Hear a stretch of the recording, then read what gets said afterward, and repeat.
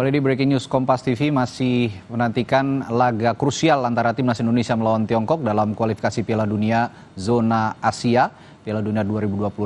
Saudara Ketua Umum PSSI Erick Thohir optimistis Timnas akan menang menghadapi Tiongkok pada putaran ketiga kualifikasi Piala Dunia 2026 pada Kamis malam ini. Dan Erick menegaskan pertandingan Indonesia melawan Tiongkok malam ini sangat serius. Ia ingin Indonesia menjaga peluang lolos ke putaran final Piala Dunia 2026. Timnas harus menang lawan Tiongkok pada pertandingan malam ini di Stadion Gelora Bung Karno, Jakarta. Dan Erick bilang sepak bola jadi kebanggaan dan juga jalan perjuangan bangsa Indonesia untuk bisa mendunia.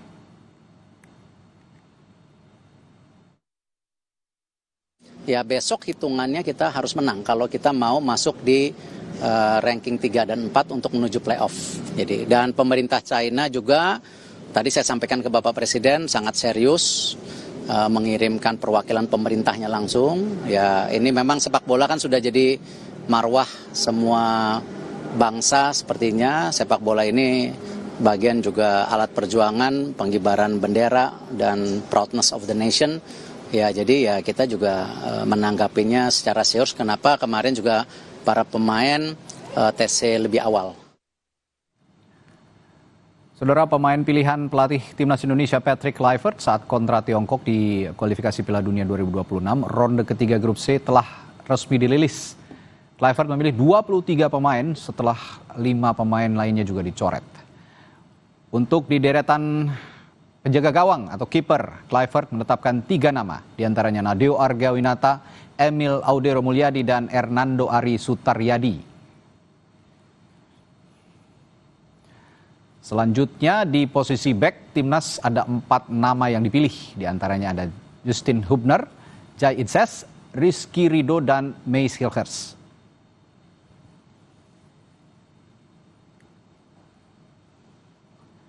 Sementara di posisi pemain tengah, Kluivert memilih lebih banyak pemain. Ada nama Yakob Sayuri, Kevin Dix, Yance Sayuri, Calvin Verdong, Nathan Choaon, Ricky Kambuaya. Ada pula Tom Haye, Joey Pelupesi, Ivar Jenner, dan Dean James.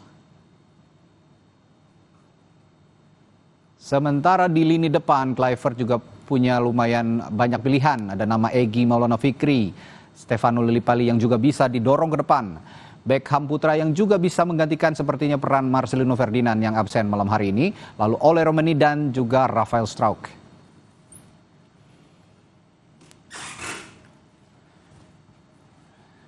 Dari 23 pemain yang didaftarkan untuk melawan Tiongkok, siapa penghuni starting 11 atau 11 nama pertama? Berikut prediksi kami. Di posisi penjaga gawang sepertinya akan diisi oleh Emil Audero, kemungkinan akan menjalani debutnya malam hari ini. Lalu ada trio benteng pertahanan Timnas yang akan diisi Rizky Ridho sepertinya, Jai Itses dan juga Meis Hilgers. Di tengah ada duet Joey Pelupesi dan Tom Haye akan menjadi metronom di lini tengah. Dan di sisi kanan dan kiri ada Kevin Dix dan Calvin Verdong. Ini sepertinya juga mereka akan naik turun mengawal pertahanan dan mendukung serangan. Dan sementara di lini depan ada trio Egy Maulana Fikri, Ole Romeni, dan Stefano Lillipali yang sepertinya juga akan menambah daya dobrak penyerang lini depan Indonesia.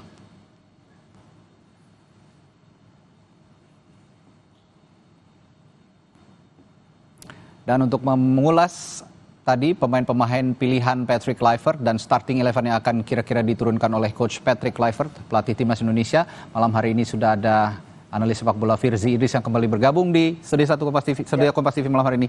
Selamat malam Firzi. Malam. Setelah tadi kita bahas atau kita ungkapkan ada 23 nama pemain, Anda melihat komposisi ini yang sudah paling ideal untuk menghadapi Tiongkok? Ya, ada 3 kiper, 8 back, 9 gelandang, 3 penyerang ya yang kita punya, minus Lino dan Martin yang lagi scoring. Okay. Tentu ini adalah pilihan terbaik dari yang udah dipilih oleh Coach Patrick ya, yang tidak ada namanya yang dicoret dari skuad. Juga dari skuad yang akan menghadapi Jepang adalah Shane Asnawi, Pratama, Arhan, Jordi Amat, dan penjaga gawang yang emang menjadi pilihan keempat ya, Reza Arya. Ya. Jadi memang ada pengurangan jumlah skuad yang juga diumumkan sore tadi oleh federasi. Oke. Dan ini untuk membuat tim tentu lebih solid dan lebih compact lagi untuk dibawa juga ke Jepang nanti, ke Osaka. Tapi ya kita harus percaya apa yang udah Coach Patrick pilih itu udah berdasarkan dari pantauan selama TC dari 26 Mei Ya. dan juga analisis dia selama sejak ronde laga Maret kemarin dan apa yang dia pilih, apa yang Ya. berdasarkan diskusi dengan Coach Alex dan Coach Dani juga, ini udah adalah pilihan yang terbaik dan ini adalah wakil-wakil terbaik yang dimiliki skuad Garuda sekarang ini, Radi. Oke, kalau 5 pemain yang tadi sempat disinggung oleh Virji yang dicoret, ini konsekuensi logis ataupun pertimbangan logisnya apa sih sebenarnya? Ya, kalau kita lihat yang dicoret 2 back kiri ya, Shane Patinama Pratama, 1 back sayap kanan Asnawi, 1 back Jordi, dan Jordi yang memang tidak fit juga di TC Bali juga, dia hanya menjalani 3 hari tersisa dari TC Bali karena mengalami radang tenggorokan akut ya, pusing, dan juga sejauh ini memang udah nggak lagi jadi starter, terutama setelah Bang Jai naik jadi back utama. Dan kita juga lihat Reza Arya, kita dari awal udah tahu ini adalah pengalaman hebat bagi dia untuk bergabung bersama Emil, bergabung bersama Aten, Hernando, dan Adeo untuk belajar proses pembelajaran dia agar dibawa kembali ke klub, ke PSM Makassar untuk musim-musim berikutnya dia. Dan memang kalau di sini mungkin yang menarik Asnawi ya, karena saya lihat memang kita bek kanan kan praktis hanya punya Kevin Deitch ya. Kevin yang bergabung telat, kedua tertelat setelah si Martin. Dan ya dia bermain 71 menit di final Piala Denmark kemarin, mengantarkan klubnya Copenhagen mendapatkan 2 gelar, Piala Denmark dan juga trofi Liga. Dan pelapisnya memang kalau memang Asnawi tidak dibawa, jadi kemungkinan besar Yakob diplot jadi back sayap kanan ya. Seperti yang dilakukan ketika Kevin cedera pada menit 40 laga lawan Jepang. Yakob akan masuk ke sisi situ karena Yakob juga bisa bermain lebih posisi ke depan. Tapi kalau memang Asnawi tidak dibawa dan tidak ada Eli dan tidak ada Sandy, jadinya memang ini adalah indikasi bahwa Yakob Sayuri akan lebih digunakan sebagai back sayap kanan. Oke. Saya tertarik dengan Shane Patinama yang sebenarnya jadi langganan dipanggil sebelum-sebelumnya, apalagi pada saat era Coach Shin Tae-yong. Apa pertimbangan Patrick Kluivert untuk mencoret nama Shane kali ini? Ya, kita tahu ya, mungkin ada berhubungan apa tidak, tapi kita tahu Shane bukan berkontribusi, tapi ada tanggung jawabnya ya terhadap gol China di Qingdao ketika dia berusaha menghalau bola itu yang kemarin kita lihat juga di di Videotron. Dan bagaimana ketika itu memang Shane terlihat tidak siap dan salah mengantisipasi bola ketika mau keluar, dan itu akhirnya berakibat fatal. Tapi memang kiri kita setelah kedatangan Dean James yang juga seorang pemenang ya, dia berhasil membawa Go Ahead Eagles menjadi juara Piala KNVB untuk pertama kalinya sepanjang sejarah, dan dia dicoba ketika menghadapi Australia, dia juga bermain memberikan width itu, dan mungkin di antara 2 itu dengan Kelvin tentu saja ada di posisi tersebut. Mungkin Coach Patrick melihat bahwa pilihan terbaik untuk sekarang lebih ada di Verdong dan juga Dean James ketimbang di Shane ya. Oke. Sebelum kita bahas starting 11, Virji, nanti kita akan bahas starting 11, 11 pemain yang akan turun di babak pertama langsung melawan Tiongkok di Stadion Utama Gelora Bung Karno pada pukul 20.45 nanti kick-off-nya. Kita akan pantau dulu kondisi paling akhir di Stadion Utama Gelora Bung Karno. Kali ini ada jurnalis Kompas TV Renata Panggalo di sana. Renata, Anda sekarang berada di lokasi GBK di sebelah mana dan bisa dijabarkan atau diceritakan di sana kondisinya paling akhir bagaimana?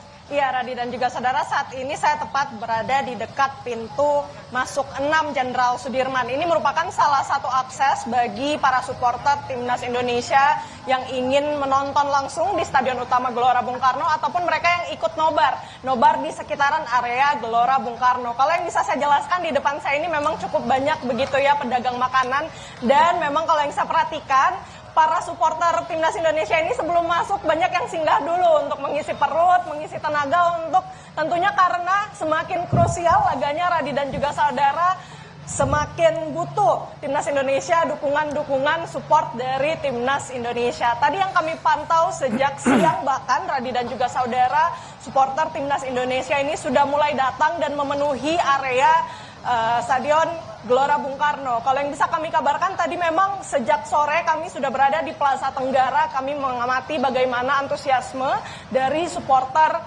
timnas Indonesia yang mulai mengantre begitu ya di sekitaran pintu masuk atau akses masuk ke Stadion Utama Gelora Bung Karno. Tetapi tentunya jangan khawatir, jangan sedih karena Radi dan juga saudara meskipun ada memang beberapa yang tidak mendapatkan tiket, tapi di Gelora Bung Karno ini memang biasanya akan ada beberapa layar yang disediakan untuk para supporter yang sayang sekali mungkin tidak mendapatkan tiket karena kemarin kita juga sempat kena sanksi dari FIFA ya.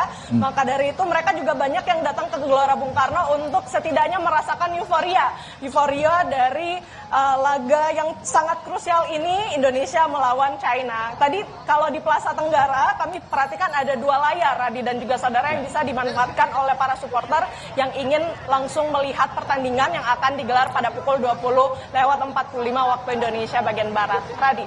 Ya, Renata, saya tertarik dengan penggunaan flare atau suara yang digunakan oleh supporter di area Gelora Bung Karno nih ya. Ini tadi kita tampilkan juga visual beberapa supporter yang menyalakan flare atau suar di sana. Berdasarkan regulasi FIFA atau FIFA Stadium Safety and Security Regulation itu sebenarnya memang tidak boleh dibawa ke dalam stadion. Tapi itu akhirnya mungkin mereka menyalakan flare ini di luar stadion. Kondisi di sana apakah memang tidak dilarang oleh aparat kepolisian dan bagaimana sejauh ini keriuhan penggunaan flare yang ada di sekitar Stadion Utama Gelora Bung Karno, Renata?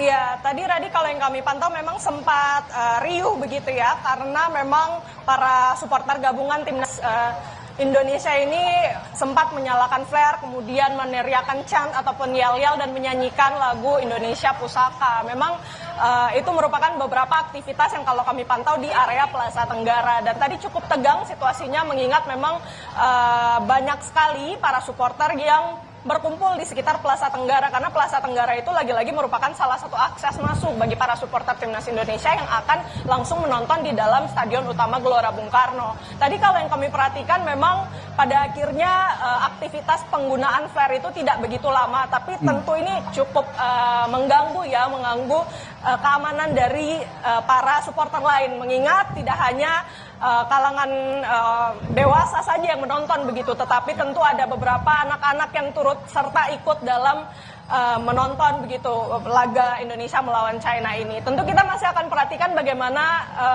berlangsungnya laga Indonesia melawan China, apakah nantinya akan ada penggunaan flare lagi, tetapi tentu Radi dan juga saudara yang perlu diperhatikan memang penggunaan flare ini tentu dilarang dan berbagai hal lagi juga turut dilarang untuk dibawa masuk ke Stadion Utama Gelora Bung Karno seperti senjata tajam, kemudian juga dilarang membawa atau mengenakan parfum gitu, takutnya mengganggu mereka yang turut nonton di sana. Kemudian ada beberapa larangan lagi seperti membawa makanan dan minuman. Makanya dari itu juga di sekitar pintu masuk 6 ini, Radi dan juga saudara, sudah banyak lumayan stand makanan yang bisa dinikmati. Di dalam juga ada, jadi para penonton mungkin yang ingin makan dulu sebelum masuk ke dalam untuk menonton ini bisa juga dimanfaatkan, Radi dan juga saudara. Isi perut dulu supaya teriaknya Pol gitu kurang lebih ya, Renata. Renata, tadi Anda mengatakan ada di sekitaran wilayah Sudirman ya, pintu gerbang yang dari arah Sudirman. Saya ingin juga tanyakan bagaimana kondisi arus lalu lintas di sana karena ini juga bertepatan dengan jam-jam orang pulang kerja begitu, aktivitas masyarakat pulang kerja. Bagaimana Renata kondisi lalu lintas di sana? Iya, kalau yang dari saya perhatikan sejauh mata saya memandang, Radi dan juga saudara, sepertinya belum ada gangguan yang diciptakan dari keramaian yang ada di Stadion Utama Gelora Bung Karno. Saya lihat ini kendaraan masih bisa melaju dengan kecepatan normal dan belum ada rekayasa lalu lintas juga yang diberlakukan kepolisian, tapi tentu yang perlu diperhatikan oleh masyarakat apabila memang berencana untuk melewati beberapa jalan yang berada di sekitaran Gelora Bung Karno mungkin bisa dipertimbangkan kembali dan bisa menggunakan akses ataupun jalur alternatif lainnya supaya bisa sampai ke tempat tujuan dengan lancar tanpa harus terganggu dengan kemacetan yang mungkin saja akan ditimbulkan dari laga pada malam ini. Radi. Oke, baik Renata, terima kasih. Nanti kita akan perbaharui lagi informasi dari Anda di sana di sekitaran pintu masuk Jalan Sudirman menuju ke Stadion Utama Gelora Bung Karno. Terima kasih Renata. Firsi, tadi kita sempat singgung soal starting 11. Saya akan tanyakan langsung. Kalau bicara starting 11, kebutuhan yang paling mendasar untuk Patrick Kluivert mengawal punggawanya di 45 menit babak pertama. Siapa kira-kira yang bisa mengisi starting lineup? Nah, bahkan udah ada nih starting sudah 11. Ada ya? Sudah muncul? Iya, sudah muncul. Emil Laudero di belakang, Rizky Ridho starter, Jai Itzes, Justin Hubner. Di tengah ada Tom Hai, ada Joy Pelupesi. Di Yakob Sayuri juga starter bersama dengan Ricky Kambuaya, Ole Romeni dan Egy Maulana. Oke, kalau yang Anda pantau dari pilihan menarik nama-nama, karena Kevin ada di bangku cadangan. Kevin ada di bangku cadangan ya? Kevin ada di bangku cadangan, juga Lily Pali di bangku cadangan, Max Hilgers juga di bangku cadangan, Rafael Struijk juga. Tapi Rafael Struijk memang udah beberapa match terakhir tidak main bersama Brisbane Roar. Mungkin ini juga jadi pertimbangan dari Coach Patrick. Kalau dari tadi starting 11 yang sudah muncul nama-namanya, kira-kira pola yang akan dimainkan formasinya 3-4-2-1 atau 3-4-3 atau kayaknya masih sama 3-4-3 dengan dua pendukung di belakang Ole Romeni ya. Ricky Kambuaya mungkin bisa memainkan peran lagi seperti ketika dia masuk menghadapi Bahrain, number 8 tapi bermainnya melebar dan bermainnya menusuk sangat ke depan. Egy yang membuat saya tertarik sebenarnya dia wajib starter sih karena penampilan luar biasanya bersama Dewa United tadi. Zainal Arif juga sudah mengatakan performanya sangat luar biasa dan juga kemampuan dari Rizky Ridho untuk bersaing tempat dengan Max Hilgers ya, dan yang dipasang adalah Rizky, dan luar biasa sekali dari Coach Patrick juga melihat bahwa memang chemistry di antara Rizky dan juga Jai Itzes untuk sekarang mungkin masih lebih bagus daripada Jai dengan Mes. Oke, kalau lihat starting line up ini sepertinya terjawab. Pengganti Marcelino Ferdinand ini adalah dua orang sepertinya. Egy dan Yakob bisa juga digantikan menggantikan posisi Marcelino sepertinya begitu ya? Kayaknya sih back sayap kanan ya. Back sayap kanan ya. Dilihat di sini ya. Ricky Kambuaya mungkin yang bermain di number 8, posisi nomor 8 dengan Egy Maulana lebih bermain di belakang striker ya. Jadi kreativitas yang tadi ditanyakan itu kepada Zainal juga pasti akan berasal dari dirinya ya, dari Egy Maulana Fikri. Nah, selain starting 11 ada game changersnya. Game changers ini substitutes-nya, pemain penggantinya nanti akan kita bahas setelah jeda di Breaking News Kompas TV. Tetaplah bersama kami.